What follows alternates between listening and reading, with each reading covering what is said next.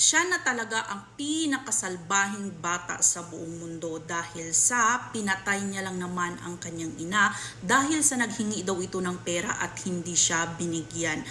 Pagkatapos niyang patayin ang kanyang ina ay ito ay binalot niya sa plastic at nilagay niya sa ilalim ng kama.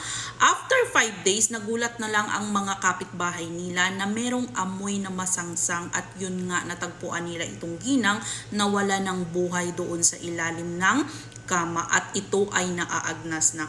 So makikita nyo dyan, hinuhuli siya ng pulis pero parang cool lang siya. Parang hindi mo makita sa mukha niyang nagsisisi siya. So anong klaseng pagpapalaki sa bata na ito na walang awa, walang respeto at walang pagmamahal sa magulang. So siguro nagda-drugs ito. So 17 years old pa lang siya, batang-bata niya pa.